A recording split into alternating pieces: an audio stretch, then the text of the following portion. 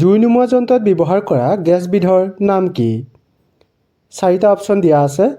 Option A দিয়া আছে carbon ডাই oxide, option B দিয়া আছে কাৰ্বন মন' অক্সাইড, অপশ্যন চি দিয়া আছে নাইট্ৰজেন অক্সাইড, অপশ্যন ডি দিয়া আছে ছালফাৰ অক্সাইড। এই চাৰিটাৰ ভিতৰত শুদ্ধ উত্তৰ কোনটো হ'ব? শুদ্ধ উত্তৰ হ'ব option A carbon dioxide. জুই নুমুৱা যন্ত্ৰত ব্যৱহাৰ কৰা গেছবিধৰ নাম হৈছে কাৰ্বন ডাই অক্সাইড। নেমু টেঙাত থকা এচিডবিধৰ নাম কি? চাৰিটা অপশ্যন দিয়া আছে। অপশ্যন এ দিয়া আছে এচিটিক এচিড, অপশ্যন বি দিয়া আছে লেক্টিক এচিড, অপশ্যন চি দিয়া আছে চাইট্ৰিক এচিড, অপশ্যন ডি দিয়া আছে এস্কৰ্বিক এচিড। এই চাৰিটাৰ ভিতৰত শুদ্ধ উত্তৰ কোনটো হ'ব? শুদ্ধ উত্তৰ হ'ব অপশ্যন চি চাইট্ৰিক এচিড। নেমু টেঙাত থকা এচিডবিধৰ নাম হৈছে চাইট্ৰিক এচিড। কেঁচা ফল পকাত সহায় কৰা গেছবিধৰ নাম কি? চাৰিটা অপশ্যন দিয়া আছে। অপশ্যন এ দিয়া আছে অক্সিজেন, অপশ্যন বি দিয়া আছে কাৰ্বাইড, অপশ্যন চি দিয়া আছে নাইট্ৰজেন অক্সাইড, অপশ্যন ডি দিয়া আছে ছালফাৰ অক্সাইড। এই চাৰিটাৰ ভিতৰত শুদ্ধ উত্তৰ কোনটো হ'ব? শুদ্ধ উত্তৰ হ'ব অপশ্যন বি কাৰ্বাইড। কেঁচা ফল পকাত সহায় কৰা গেছবিধৰ নাম হৈছে কাৰ্বাইড। কোনটো প্ৰাকৃতিক গেছত থকা প্ৰধান উপাদান? চাৰিটা অপশ্যন দিয়া আছে। অপশ্যন এ দিয়া আছে মিথেন, অপশ্যন বি দিয়া আছে ইথেন, অপশ্যন চি দিয়া আছে প্ৰপেন, অপশ্যন ডি দিয়া আছে বিউটেন। এই চাৰিটাৰ ভিতৰত শুদ্ধ উত্তৰ কোনটো হ'ব? শুদ্ধ উত্তৰ হ'ব option A methane.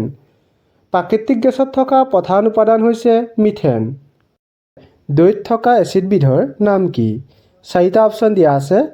Option A দিয়া আছে এচিটিক, অপশ্যন বি দিয়া আছে লেক্টিক, অপশ্যন চি দিয়া আছে চাইট্ৰিক, অপশ্যন ডি দিয়া আছে এস্কৰ্বিক। এই চাৰিটাৰ ভিতৰত শুদ্ধ উত্তৰ কোনটো হ'ব? শুদ্ধ উত্তৰ হ'ব অপশ্যন বি লেক্টিক। দৈত থকা এচিডবিধৰ নাম হৈছে লেক্টিক এচিড। ৰাসায়নিক সাৰত তলৰ কোনবিধ ব্যৱহাৰ হয়?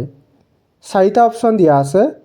অপশ্যন এ হৈছে ফ্ল'ৰিন, অপশ্যন বি হৈছে কেলছিয়াম, অপশ্যন চি হৈছে পটাছিয়াম, অপশ্যন ডি হৈছে ইউৰেনিয়াম। এই চাৰিটাৰ ভিতৰত শুদ্ধ উত্তৰ কোনটো হ'ব? শুদ্ধ উত্তৰ হ'ব অপশ্যন চি পটাছিয়াম। ৰাসায়নিক সাৰত পটাছিয়াম ব্যৱহাৰ কৰা হয়। সূৰ্যৰ অতি বেঙুনীয়া ৰশ্মিক পৃথিৱীলৈ অহাত কিহে বাধা দিয়ে? চাৰিটা অপশ্যন দিয়া আছে।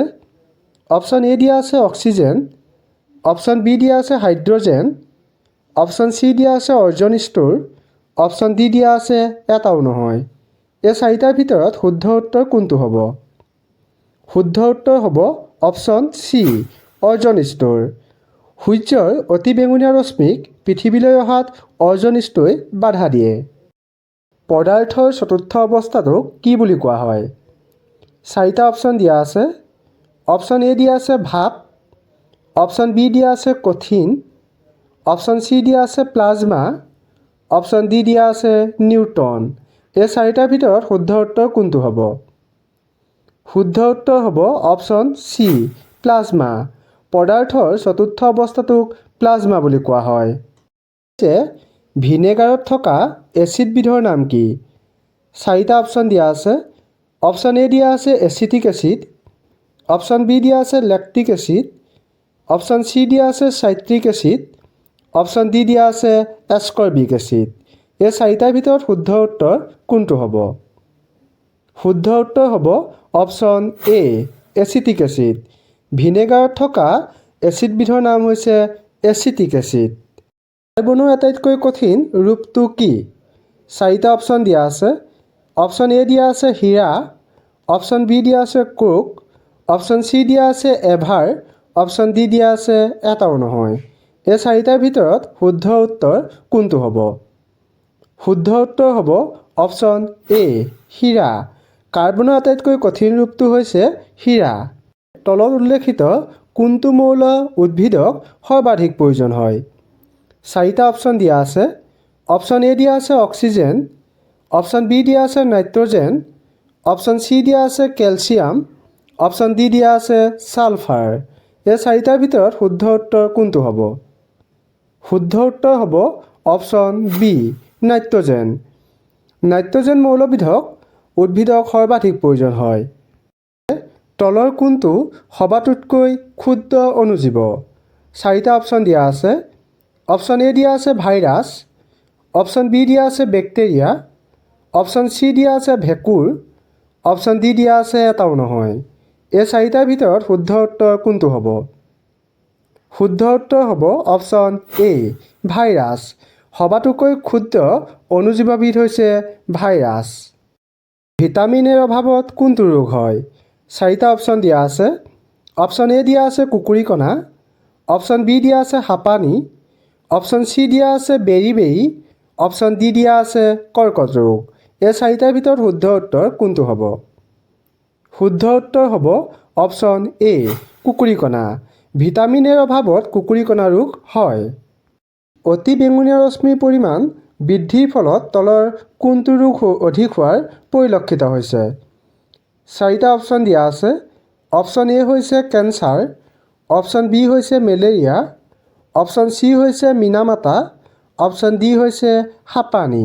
এই চাৰিটাৰ ভিতৰত শুদ্ধ উত্তৰ কোনটো হ'ব? শুদ্ধ উত্তৰ হ'ব অপশ্যন এ কেঞ্চাৰ। অতি বেঙুনীয়া ৰশ্মিৰ পৰিমাণ বৃদ্ধিৰ ফলত কেঞ্চাৰ ৰোগ অধিক হোৱাৰ পৰিলক্ষিত হৈছে। ৰিখটাৰ স্কেলত কোনটো প্ৰাকৃতিক বিপৰ্যয় জোখা হয়? চাৰিটা অপশ্যন দিয়া আছে। অপশ্যন এ দিয়া আছে ছুনামি, অপশ্যন বি দিয়া আছে ভূমিকম্প, অপশ্যন চি দিয়া আছে ধুমুহা, অপশ্যন ডি দিয়া আছে ঘূৰ্ণীবতাহ। এই চাৰিটাৰ ভিতৰত শুদ্ধ উত্তৰ কোনটো হ'ব?